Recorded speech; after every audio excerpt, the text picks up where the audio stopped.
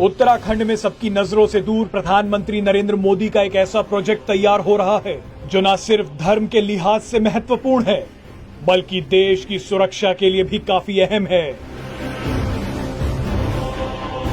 इस प्रोजेक्ट से चीन बेहद डरा हुआ है क्योंकि इस प्रोजेक्ट के पूरा होते ही भारतीय सेना तनाव की स्थिति में पल भर में पूरे लाव लश्कर के साथ सीमाओं पर पहुंच जाएगी। आपको बता दें कि ये प्रोजेक्ट है 4 धाम का, जिसके तहत केंद्र सरकार उत्तराखंड के चारों धामों तक पहुंचने वाली सड़कों को डबल लेन तक चौड़ा कर रही है।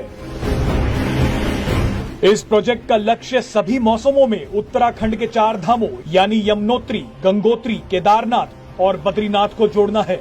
यहाँ आपको बता दें कि अभी चारों धाम केवल गर्मियों में 6 महीने के लिए ही खुलते हैं, लेकिन इस प्रोजेक्ट के पूरा होते ही चारों धाम सर्दियों में भी देश के बाकी हिस्सों से जुड़े रहेंगे।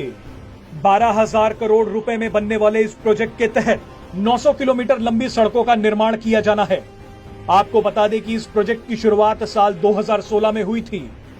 इस प्रोजेक्ट के तहत केंद्र सरकार सड़कों की चौड़ाई 10 मीटर तक करना चाहती थी, लेकिन एक एनजीओ ने पर्यावरण का मुद्दा उठाकर इस प्रोजेक्ट में सड़कों की चौड़ाई को लेकर सुप्रीम कोर्ट में चुनौती दे दी। आपको बता दें कि इस मामले की सुनवाई करते हुए सुप्रीम कोर्ट ने पहले कहा था कि सड़कों की चौड़ाई को 5.5 मीटर तक सीमित किया जाए, लेकिन केंद्र सरकार के आग्रह पर सुप्रीम कोर्ट ने अपने फैसले पर पुनर्विचार करके उसे संशोधित किया। केंद्र सरकार ने सुप्रीम कोर्ट से कहा था कि 4 धाम प्रोजेक्ट देश की सुरक्षा के लिहाज से काफी महत्वपूर्ण है। सुप्रीम कोर्ट में अटॉर्नी जनरल के वेणुगोपाल ने कहा कि चीन अपनी सीमाओं तक हवाई पट्टी, सैनिकों के लिए बिल्डिंग और रेलवे लाइनों का निर्माण कर रहा है।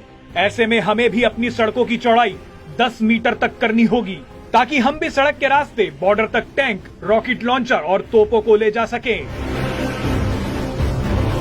इतना ही नहीं, अटॉर्नी जनरल के वेणुगोपाल ने भारत चीन युद्ध का जिक्र करते हुए कहा कि अदालत ये जानती है कि 1962 में क्या हुआ था, क्योंकि 1962 में हमारे सैनिकों को सीमा तक कई किलोमीटर तक पैदल चलना पड़ा था। केंद्र सरकार का पक्ष सुनने के बाद सुप्रीम कोर्ट ने 4 धाम प्रोजेक्ट को मंजूरी दे दी है। चलिए इस वीडियो में आपको समझाते हैं कि 4 धाम प्रोजेक्ट देश के लिए कितना महत्वपूर्ण है। दुनिया में ऐसे मामले बहुत कम हुए होंगे जब किसी देश के रक्षा मंत्रालय को अपनी सेना की जरूरत के लिए सड़क बनाने के लिए सुप्रीम कोर्ट का दरवाजा खटखटाना पड़े। भारत का रक्षा मंत्रालय कई महीनों से सुप्रीम कोर्ट में एक कानूनी लड़ाई में उलझा हुआ था कि उसे हिमालय में सड़क की चौड़ाई उतनी करने की इजाजत दी जाए जितनी सेना को जरूरत है। अब हम आपको ये बताते हैं कि 4 धाम प्रोजेक्ट की भारत की सुरक्षा से क्या संबंध है। दरअसल भारत में चीन के साथ लगती सीमा को 3 हिस्सों में बांटा गया है। वेस्टर्न सेक्टर जिसमें लद्दाख का इलाका है, ईस्टर्न सेक्टर जिसमें अरुणाचल प्रदेश और सिक्किम के इलाके आते हैं और सेंट्रल सेक्टर जिसमें उत्तराखंड के इलाके आते हैं। उत्तराखंड में बाराहोती ग्राउंड्स में चीनी सेनाओं की घुसपैठ, चीनी हेलीकॉप्टरों का भारतीय वायु सीमा का उल्लंघन आप कई बार सुनते रहते होंगे, लेकिन इसके अलावा भी उत्तराखंड में कई इलाके हैं जहाँ चीनी सेना नजर रखती है, जैसे गंगोत्री के आसपास का इलाका।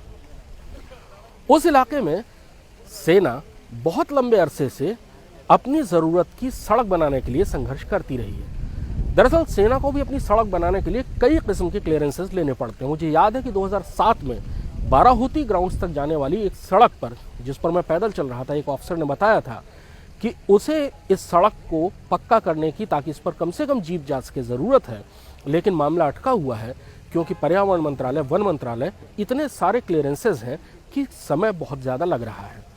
नई सरकार ने इस मामले को थोड़ा सा तेज़ किया और मंजूरी लेने में अब कम वक्त लग रहा है, लेकिन सड़क की चौड़ाई 10 मीटर हो या 5.5 मीटर, ये मामला सुप्रीम कोर्ट में अटका हुआ था।